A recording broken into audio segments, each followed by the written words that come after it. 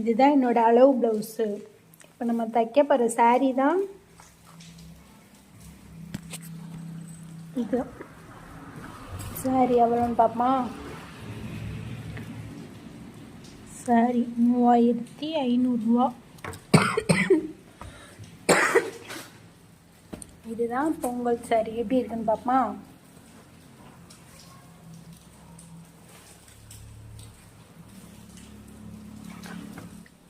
அதோட ப்ளவுஸ் வந்து இதுதான். அதாச்சும் பேக் நெக் மட்டும்தான் டிசைன் கொடுத்துருக்காங்க. ஃப்ரண்ட் நெக்குக்கும் ஸ்லீவுக்கும் கொடுக்கல. ஸோ அது நம்மளோட சாய்ஸ். இது வந்து பொங்கலுக்கு நான் கட்டப்படுற சாரீ. அவுட்ஃபிட் எப்படி இருக்குன்னு பார்க்கலாம். கைஸ், இப்போ வந்து நம்ம அளவு ப்ளவுஸ் வச்சு நம்ம வந்து மார்க்கிங் பண்ணிக்கிடுவோம். இப்போ வந்து அளவு ப்ளவுஸோட பின்பாகத்தை வந்து நம்ம மார்க் பண்ணுறோம்.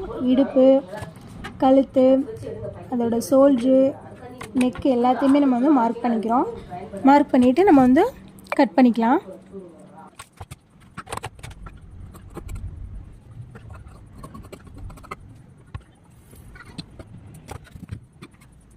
இப்போ வந்து நம்ம ப்ளவுஸோட வந்து கைப்பகுதி வெட்ட போகிறோம். ஃபஸ்ட்டு ப்ளவுஸோட அளவெல்லாம் மார்க் பண்ணிக்கலாம். ஃபஸ்ட்டு ப்ளவுஸோட பின்பகுதி மொத்தமாக வெட்டிக்கிடலாம்.